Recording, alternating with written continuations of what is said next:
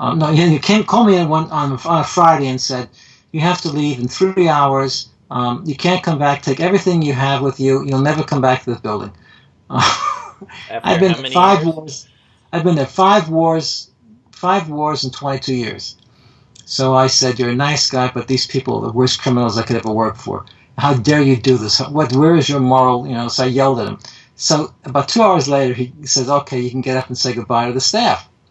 So there were a bunch of others going out, and they said, I loved it here. I loved working here, how nice it was. So I said, don't ever turn your back. The people you work for now are the worst backstabbers possible. They're criminals. The only way you'll survive is stick together. And it was a nice moment because all my friends carried my stuff out down to my daughter came pick me up in her Jeep because they gave me a deadline. Said, out of the building, you can't come back.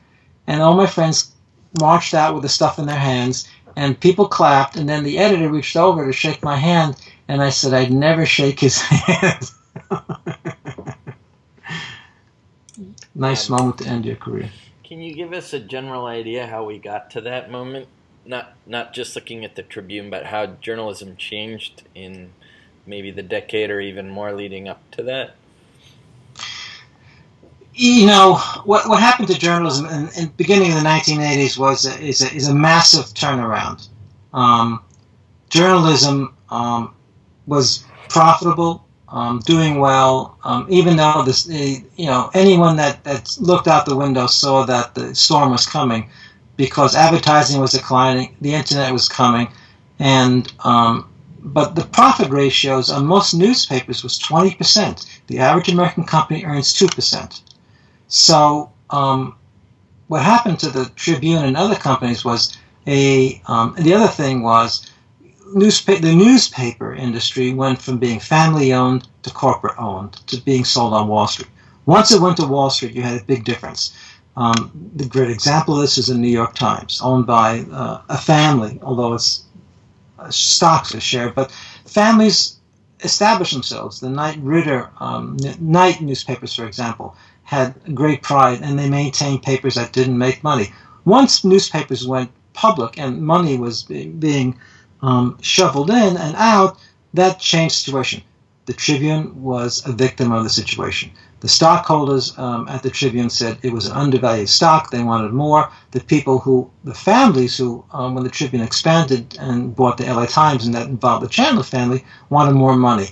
So on one hand, you had the sense of money can be made from these companies, money's important, and the industry then began to decline. What you saw was families sold off newspapers, chains across the United States, and then came the deluge. Advertising disappeared. And advertising disappeared, increasingly fewer and fewer people read, and so today most people who read newspapers have hair like mine. That's gray. And most young people do not read newspapers. The Tribune example, a good example, was many newspapers experimented, like the Miami Herald, the Washington Post, and the Tribune experimented with the internet. At the Tribune, they had a vast newsroom of people, and they were doing quite well, and they said, oh, this is crazy, so they killed it all. Another example of they just didn't know how to accept and work with the internet. So these things, as these things happened, they began to cut back. I'm guessing about 40,000 journalists lost their jobs beginning from the 1990s onward. There's a website, I think it's called Paper Clips, that counts these job losses. And that's what happened.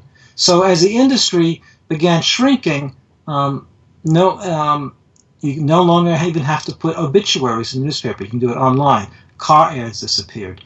Many things that were the bread and butter of newspapers. Newspapers never made their money from circulation. They made their money from advertising. As these things disappeared, then you saw the shock of the industry. What happened? People began saying it cost too much money to cover Washington.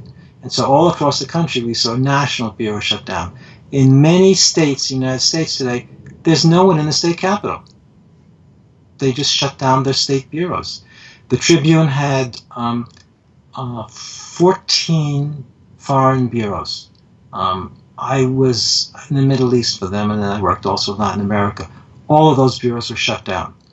At one time, There were more correspondents in Jerusalem than there were in Moscow. I did in Baghdad.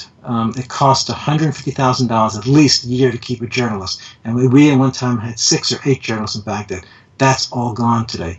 So what you have 3 things taking place. The industry is collapsing, it's pulling back, and the news is no longer there because there's no one to cover it. This is a global situation in most of the world. And then the exceptions are the developing world. In India, no, newspapers are expanding remarkably. In Latin America and Africa, they're expanding because of different situations. The collapse, the evisceration of the news media in the United States is different than elsewhere. And the reason for that was, yes, the same forces, the internet, the decline in advertising, but it's also how Wall Street. And the bottom line became far more important. But there once was a time when newspapers made heaps of money. Within the industry, people often talked of the Los Angeles Times as a velvet coffin.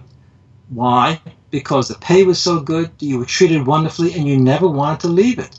I often would, before the Tribune joined with the LA Times, would remark on how I flew in the back of the plane, and they always flew first class. So there was a period of time when the news media, and let's just jump over to TV. Same things happen with television. If you turn on your television today and you wonder where's the correspondent today in Baghdad, where's the correspondent in Mexico City, they're not there. They're markedly declined.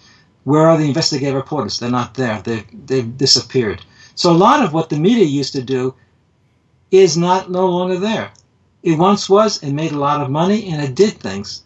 And that's to me there's a real moral issue here. I've trained journalists overseas, worked overseas. I always preach the importance of news and democracy. The news will make you free. The news is important to democracy. Yet here, what's happening? It's the end of what we once knew as information. And yet we don't seem to raise our hands and scream about it. We have elections. We have critical issues with our economy. We had the second most important economic collapse in the last 100 years. And did we know about it? Well, no, the media was collapsing then. I was the last standing labor writer in the Midwest. Outside of me, there was no one for the, 500 miles east and about 2,000 miles west. I'm gone. They no longer cover labor. So, my big concern here is not just an economic issue, but it's a moral, political issue. Do we want information? Do we want to know why the banks failed, why mortgages were wrong? Do we want to know why inequality is greater than ever before? Do we want to know why some people want to carry guns? We need a staff to tell those stories, and we don't have them. You can't tell them in detail. Yeah. And just lastly, since you left the Tribune, you've kind of entered into the only world I've known, which is one where you're constantly hustling. What have you learned post-Tribune about how to survive in the current journalism environment? Well, my situation is very different. I've had a blessedly, wonderful career, and altogether I was a journalist, for over 500 years. Remember, our lives are not equal to civilian lives. We have to, because we live differently. So we're actually, the ratio is worse than dogs to humans. But I was a reporter for at least 40 years. And so my situation was I really didn't need to make a lot of money. I just need to do good.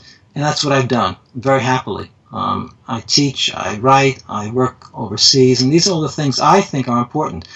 If I were 30 years old, and I have friends who are 30, 40, 50, there's not a lot of work for them. And so the point you're making is that some journalists nowadays have to scramble left and right to put together different gigs, different jobs. There's a good piece I read this summer about the terrible fate of freelancers overseas. A lot of the places that I would cover with lots of money backing me up and the ability to pay for this and pay for that to make sure I was secure and safe and informed is being filled in by a 28-year-old who recently graduated, has a master's degree in journalism, and is now bopping around in Afghanistan. And if you look at what's happened in Syria, who are the people who are kidnapped or die? Yeah, that's what happened in Libya as well. Some of those Yeah. guys. Yeah. Right. The two outstanding Americans now missing in Syria were freelancers, or people who try to put them by themselves. The average pay, this summer I did a piece for two publications when I was on the Syrian border. I did it all by myself. I did the translation. I did the work. I found out what was going on. I spent a week working on those stories, and I got paid $250 for each story. That's the going rate. I'm not famous, so maybe I could have gotten more. But it's a tough world. All these things being said, I don't want to depress anyone listening to me, because I think, we're at the same turning point when folks said, oh my God, radio's coming to town. Can you imagine what television will do to us? I met a wonderful Italian journalist, Credo della Sera. I teach journalism in Chicago at Columbia College, and he spoke to my class, and it suddenly turned my mind around. He said, we don't know what's going to happen, but whatever's going to happen can be better. And I have to be an optimist, and I say the technology is so much better. The world is so much smaller. I can't believe that we're going to give up learning, knowing, and reporting. So I would, it's tough right now because we're in this dark alley, and we see a light at the end of the alleyway, but it's awfully dark and cold and lonely here. And my hope is that we can figure this out. I would not turn away from journalism, just the way I wouldn't turn away from reading the Constitution, because we can't give up on it.